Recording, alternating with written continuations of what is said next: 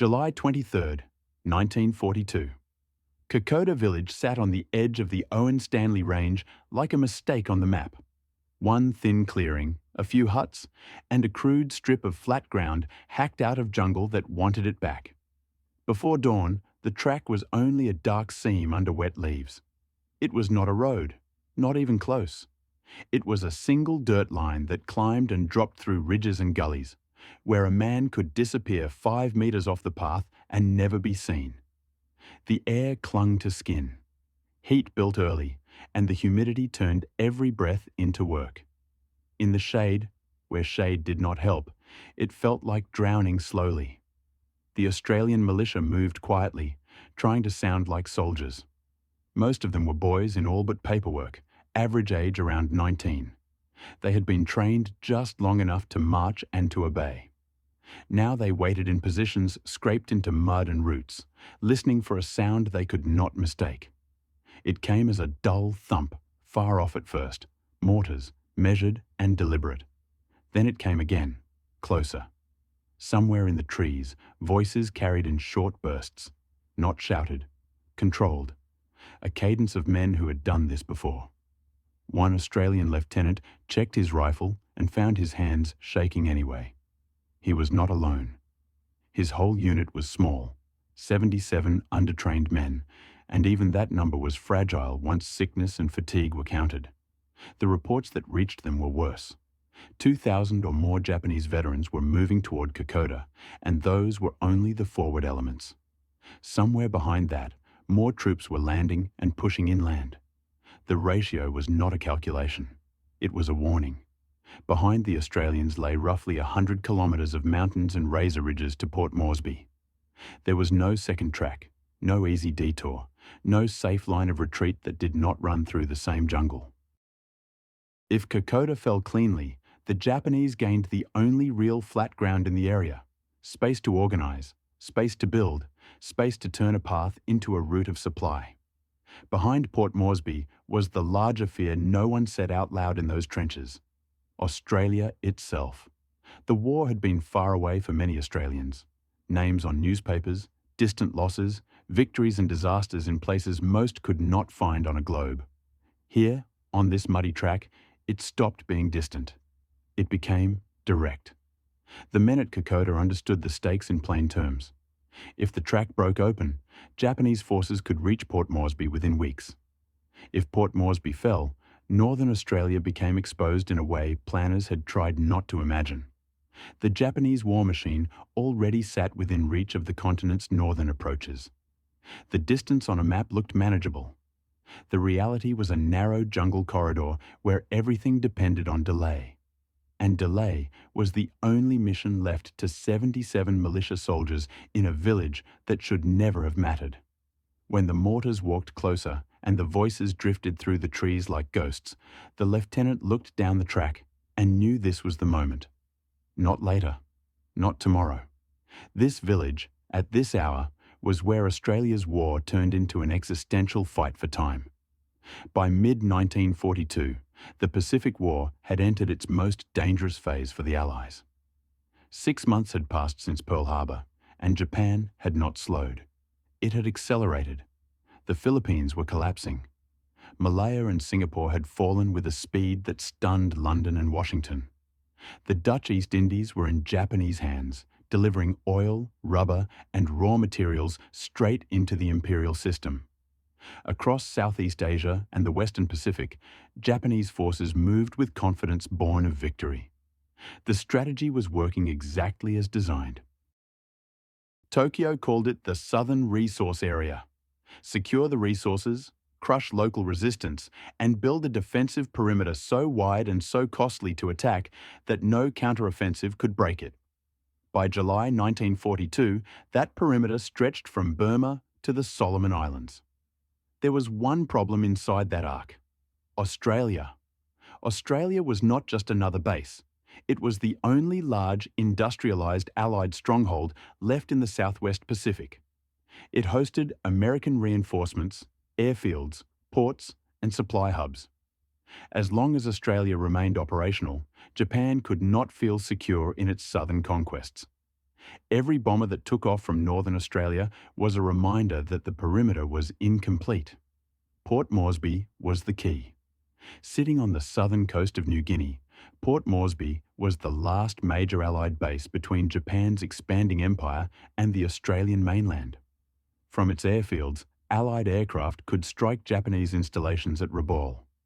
From its harbour, naval forces could contest the Coral Sea and the approaches to Australia. Lose Port Moresby, and the entire Allied defensive structure in the region collapsed inward. The Japanese Navy had already tried to take it from the sea in May 1942.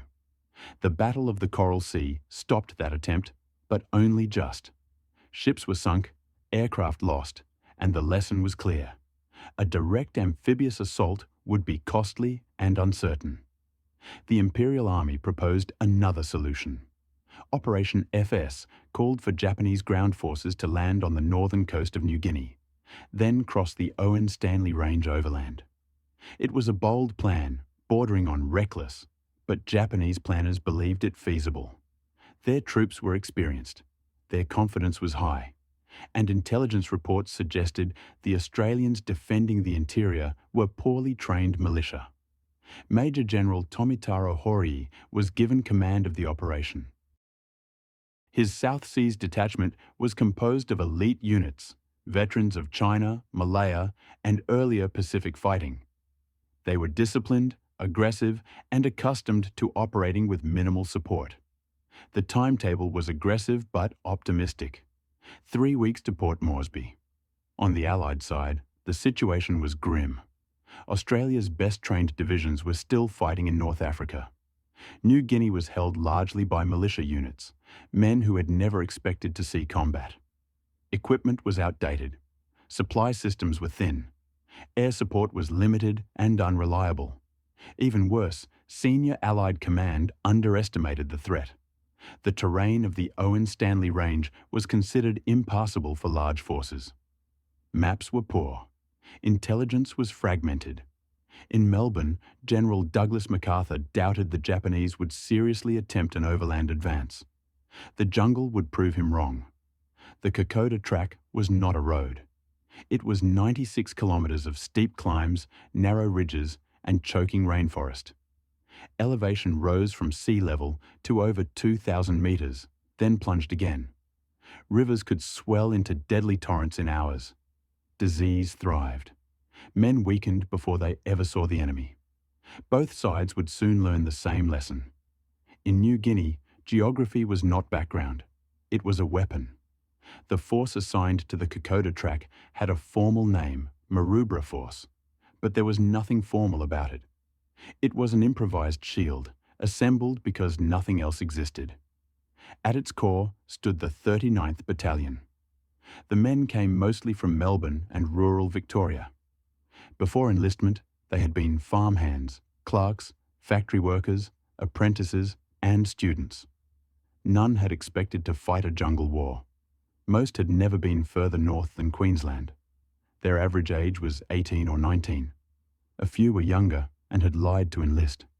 Their training had lasted months, not years. Parade drills, rifle handling, basic fieldcraft. Almost nothing prepared them for close jungle fighting. None had seen combat. Their equipment reflected Australia's shortages: outdated rifles, limited ammunition, no mortars, and unreliable radios that failed in heat and moisture. They were militia, not regulars, and everyone, including many senior officers, knew it. What they did not yet know was how quickly inexperience would be replaced by necessity. Their commander, Lieutenant Colonel William Owen, was different from most men around him. At 41, he was a veteran of the previous war. He understood what sustained combat did to young soldiers. When others avoided the posting, Owen volunteered. He did not speak of sacrifice or glory. In private, he was blunt. His assessment was simple. They could not stop the Japanese, but they might slow them. Time, he believed, was the only weapon available. Forward of Owen's headquarters stood Captain Sam Templeton. Templeton was 28, a former schoolteacher from Tasmania. He commanded B Company at Kokoda, the first real defensive position on the track. He was thoughtful, quiet, and methodical, traits not usually celebrated in wartime, but vital in chaos. He kept a diary. He wrote letters home he suspected would never be sent. On the eve of contact, he admitted his fear without drama. He did not hide it from his men either. That honesty mattered more than speeches. Among the riflemen was Private Bruce Kingsbury. At 24, he was older than most and steadier. He carried a Bren gun and treated it like an extension of his body. He watched more than he spoke. 2 of his friends had already died of disease before the Japanese arrived. Combat, when it came, did not shock him. It focused him. Near him was Private Bert Kinzel. He was 18 on paper, younger in truth. He asked questions constantly, not out of bravado, but because he needed answers. He wrote to his mother whenever he could, filling pages he could not send. Fear showed on him openly. No one punished him for it. Too many felt the same. Alongside the Australians moved soldiers of the Papuan Infantry Battalion. They knew the jungle as instinct. They served as scouts, guides, and stretcher bearers, carrying wounded men for days through terrain Australians could barely traverse uninjured. Their contribution was essential, though rarely acknowledged at the time. Officers like Lieutenant Siega, fluent in multiple languages, became bridges between forces. Lives depended on that cooperation. None of these men thought of themselves as heroes. They were not symbols yet. They were not myths. They were frightened, under-equipped, and isolated, standing on a track they barely understood, facing an enemy they had been told was unbeatable. The Japanese were trained, confident, and well supplied. The Australians were none of those things. What both sides would soon learn was that Kokoda would strip everything down to endurance alone. And endurance does not care who you were before the war began. The mathematics of Kokoda collapsed the moment the first Japanese troops landed on the northern coast. On July 23, 1942, elements of the Japanese South Seas Detachment came ashore near Gona. It was not a probing force. It was the opening movement of a full-scale invasion. By conservative estimates, more than 5,000 seasoned infantry were now pushing inland. Australian intelligence had predicted a third of that number. At Kokoda, the 39th Battalion could field 77 men who were fit enough to fight. The ratio was not tactical. It was existential. Reinforcements were days away at best. Even that assumed the track could be climbed fast enough by exhausted troops marching uphill through jungle. Radio communication barely functioned. Batteries failed in the humidity. Messages, when they got through at all, arrived hours late and stripped of detail. Supplies were worse. Each man carried only a few days of rations. Ammunition stocks were thin, calculated for patrols, not sustained engagements. There was no artillery, no air support. Wounded evacuation was a theory, not a system. To move a single casualty south required 4 to 6 men and more than a week of walking. Disease began its work immediately. Malaria struck fast. Dysentery followed. Tropical ulcers opened into flesh and refused to heal. Within 2 weeks, illness would incapacitate more men than enemy fire. The terrain offered both promise and punishment. The Kokoda track was so narrow that only a few men could fight at once. Steep ridges created natural choke points. Ambush positions existed everywhere. In theory, this favored the defender. In reality, it meant there was nowhere to maneuver. Every fight was frontal. Every withdrawal risked turning into a collapse. Once engaged, units could not disengage cleanly. If the Japanese flanked a position, there was no alternate route, only jungle, cliffs, or ravines. Above all of this sat confusion. Senior Allied command still doubted the scale of the Japanese effort. Some believed it was a diversion. Others believed the jungle itself would stop the advance. Orders sent forward were vague and contradictory. Hold ground. Delay the enemy. Do not withdraw unnecessarily. Lieutenant Colonel Owen understood what those words really meant. They meant the battalion was expected to trade lives for time. Japanese doctrine assumed the Australians would break. That assumption was not baseless. In Malaya and Singapore, poorly prepared forces had collapsed under pressure. The expectation was simple. Initial contact would produce panic, panic would become retreat, and retreat would become a rout. If that happened on the Kokoda track, there would be nothing left to stop the advance. By late July, the crisis sharpened. Japanese advance elements reached Kokoda village. Australian defenders were outnumbered on every axis. Ammunition was already being rationed. Mortar rounds began falling with accuracy that left no doubt about the enemy's professionalism. Owen faced a decision no doctrine prepared him for. Stand and be destroyed in place, buying hours at most, or withdraw deliberately, abandoning ground in exchange for days. To some officers, withdrawal felt like failure. To Owen, it was the only equation that still worked. The order, when it came, was clear and quiet. Fall back. Fight as you go. Do not run. Against every expectation, that was how the impossible began to bend. The campaign began not with a decisive battle, but with a series of collisions that taught both sides what this war would cost. On July 23rd, forward scouts from the 39th Battalion made contact near Awala. The encounter was brief and violent. An Australian ambush killed several Japanese soldiers and wounded more. It was the first blood on the Kokoda track. The response came fast. Within hours, Japanese infantry deployed with discipline, probing flanks, bringing up mortars, and moving as if guided by instinct through terrain the Australians still struggled to read. Captain Sam Templeton's B Company took the weight of the pressure. 35 men held a ridgeline overlooking the track. Japanese attacks came in patterns, testing at dawn, pressure at midday, renewed assaults after dark. The Australians learned quickly. Fire, then shift position. Deny the enemy a fixed target. Every hour they stayed forced the Japanese to deploy more men and more ammunition. By July 27th, B Company had lost nearly a quarter of its strength. Ammunition was low. Exhaustion was constant. Yet the Japanese had paid more.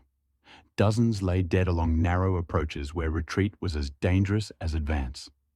The enemy did not stop. They simply absorbed losses and continued forward. On July 28th, Owen ordered a withdrawal to Kokoda village. The move was deliberate, not panicked. Wounded men were carried on improvised stretchers. Private Bert Kinzel carried a wounded comrade for hours through mud and roots, collapsing only after reaching the village. The battalion had bought 5 days. Reinforcements were still not there. That night, the Australians dug in around Kokoda. Their numbers were already thinning. Sickness and wounds reduced the battalion to barely 60 effectives. Intelligence confirmed what Owen feared. The Japanese main body was close behind the advance guard. This was no raid. It was the invasion. The attack came before dawn on July 29th. Japanese infantry infiltrated through the night, closing to within meters of Australian positions. Grenades exploded in darkness. Screams and rifle fire merged into confusion. The Australians fought where they stood. Private Bruce Kingsbury fired his Bren gun until the barrel smoked, holding an approach alone while others repositioned. By sunrise, the situation was clear. The Australians were surrounded on 3 sides. Mortars began to land with precision. Casualties mounted rapidly. Ammunition was counted in magazines, not boxes. A message finally reached Port Moresby. The position could not be held. Owen ordered the withdrawal to Daniki. The retreat was contested every step. Owen himself led a small rearguard, holding a junction long enough for the rest to escape. He was wounded, but refused evacuation. When the survivors reached Daniki, fewer than 50 remained able to fight. At Kokoda, Japanese flags went up. General Hori concluded the Australians were finished. The pursuit began. But it did not unfold as expected. As August progressed, Australian reinforcements finally arrived. Veterans of the Middle East joined the remnants of the 39th. At Isurava, the Australians stood again. The fighting intensified. Casualties were heavy. Private Bruce Kingsbury, in a single desperate action, charged into a Japanese breakthrough with his Bren gun, killing dozens and sealing the gap before being shot down. His stand held the line for days. Even as ground was yielded, time was stolen. From ridge to ridge, the pattern repeated: ambush, resistance, withdrawal. Japanese timelines stretched, supplies thinned. Disease spread through both armies. By September, the Japanese advance slowed to exhaustion. They had expected collapse. Instead, they found a force that refused to break. By mid-September 1942, the fighting reached a point no planner on either side had predicted. On September 16th, Australian patrols moved cautiously forward from WWII Ridge. For weeks, every step south had been met with fire. Every ridge had been contested. This time, the jungle was quiet. No probing shots. No sudden mortar fire. The patrols pushed further, expecting an ambush that did not come. They reported back with disbelief. The Japanese were no longer advancing. At first, Australian commanders assumed deception. The enemy had used false withdrawals before. More patrols went out. Each confirmed the same thing. Japanese units were digging defensive positions. Some were moving north. The momentum that had driven the advance since July had stopped. Signals intelligence soon explained why. Across the Pacific, the strategic balance had shifted. Allied landings at Guadalcanal and the Japanese defeat at Milne Bay forced Tokyo to reconsider priorities. Resources were stretched. Shipping losses mounted. The South Seas Detachment, deep in the Owen Stanley Range, was now a liability rather than an asset. Orders reached General Horry. Suspend the advance. Consolidate. Prepare to withdraw. For the Japanese troops on the track, the order arrived too late to save them from reality. Supply lines had collapsed. Men were starving. Disease ravaged entire companies. Units that had started with hundreds now counted dozens of effectives. Weapons rusted. Ammunition ran low. Morale broke quietly, without ceremony. The Australians sensed the change. On September 24th, reinforced and resupplied, Australian brigades attacked WWII Ridge. They expected a desperate defence. Instead, they found abandoned positions. The enemy had slipped away during the night. The pursuit began immediately. What followed was not a rout, but a reversal. The Japanese now fought delaying actions, using the same terrain that had once favoured them. They were still disciplined, still dangerous, but no longer unstoppable. Each stand cost them more than they could afford. By early October, Australian units pushed back toward Brigade Hill, then beyond. The jungle revealed the cost of the advance: unburied dead, discarded equipment, signs of starvation. The enemy was retreating under conditions as brutal as those endured by the Australians weeks earlier. On October 28th, Australian forces re-entered Kokoda. The village where the campaign had begun changed hands again after days of close combat. Japanese units attempted a breakout rather than surrender. Fighting was savage and personal. By nightfall, the Australians held the ground. Kokoda was back in Allied hands. For General Horry, the retreat became an end. In November, while attempting to cross the flooded Kamusi River during the withdrawal toward the coast, his raft capsized. Weighted by equipment and uniform, he drowned. His body was never recovered. The commander who had come within sight of victory disappeared without a battlefield or a marker. The climax of Kokoda was not a single charge or a final stand. It was the moment the Japanese advance failed, not because it was crushed outright, but because it exhausted itself against men who would not break. At WWII, 48 kilometers from Port Moresby, the invasion ended. The direction of the war changed there, quietly, in the jungle.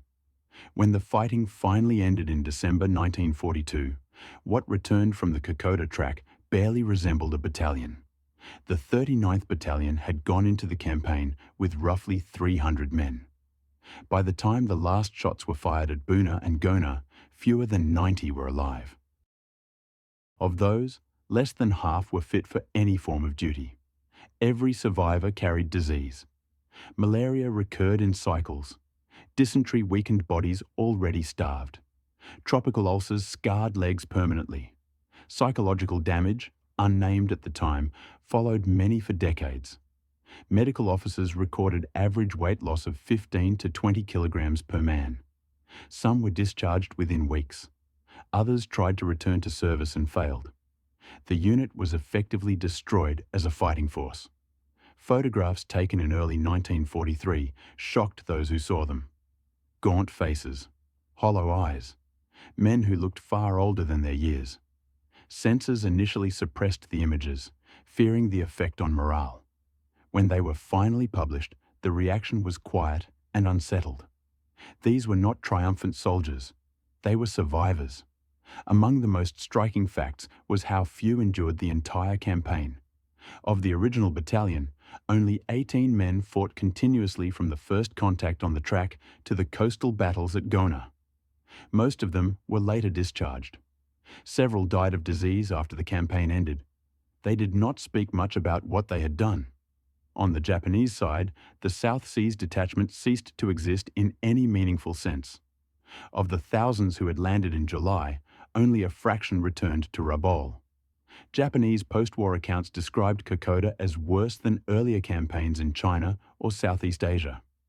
The Owen Stanley Crossing was never attempted again. Japanese reports concluded the terrain was unsuitable for sustained military operations. Strategically, the consequences were decisive. Port Moresby remained in Allied hands.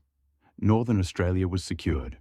The Japanese advance in New Guinea ended permanently. Combined with defeats at Milne Bay and Guadalcanal, Kokoda marked the point where Japanese expansion stopped and reversal began. From that moment, Japan fought defensively in the Southwest Pacific. For Australia, the meaning was deeper.